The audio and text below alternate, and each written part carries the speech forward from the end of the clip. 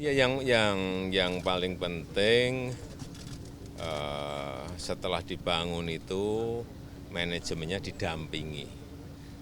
Jangan sampai banyak cold storage yang gede-gede yang saya lihat di lapangan karena nggak bisa bayar listrik, akhirnya tidak bisa beroperasi, akhirnya ya mangkrak.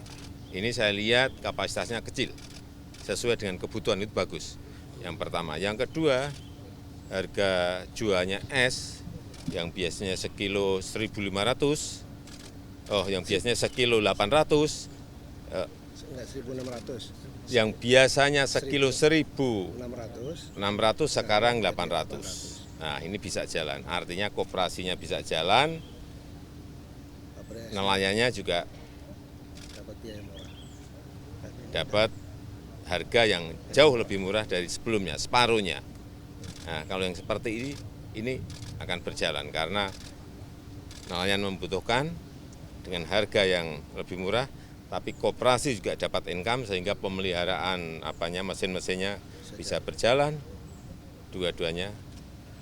Nggak usah cold storage yang gede, nggak usah pabrik es yang gede, secukupnya aja, tetapi secara bisnis itu dihitung dan bisa berjalan. Saya kira model bisnis seperti ini yang kalau ini jalan baik bisa replikasi ke tempat-tempat lain.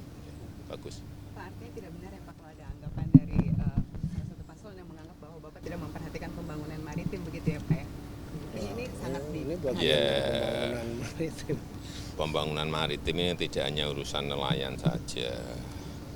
Karena yang namanya sumber daya alam laut kita ini kan bukan hanya urusan ikan, urusan terumbu karang, urusan biota laut, urusan gas di dalam laut yang di minyak di dalam laut. Saya kira sumber kekayaan alam laut kita kan bukan gede sekali, belum nanti budidaya rumput laut kalau dikembangkan di seluruh pesisir yang kita miliki ini juga sebuah potensi yang besar sekali. Tapi sekali lagi yang diperlukan adalah manajemen lapangan yang baik, memperbaiki skill nelayan untuk misalnya rumput laut,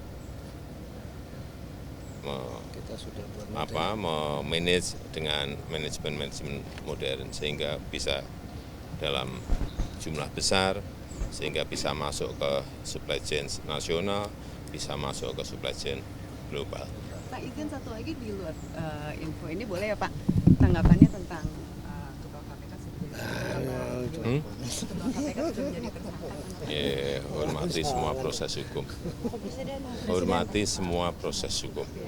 Pak Presiden, ini kan untuk potensi laut di Biak ini kan diprediksi bisa menghasilkan devisa 1 triliun lebih. Ini Pak, tanggapannya silakan Pak. Yang perlu dilihat lagi adalah infrastruktur. Sehingga infrastruktur logistiknya terutama, sehingga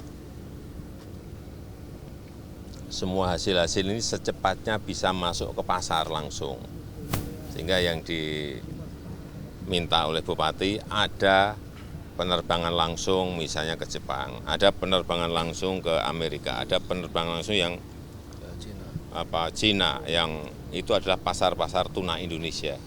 Tidak usah lewat tangan kedua, tangan ketiga. Saya kira ini akan bisa memperbaiki harga dan juga kesejahteraan nelayan akan mendapatkan imbasnya. Jadi yang saya lihat itu, jadi membutuhkan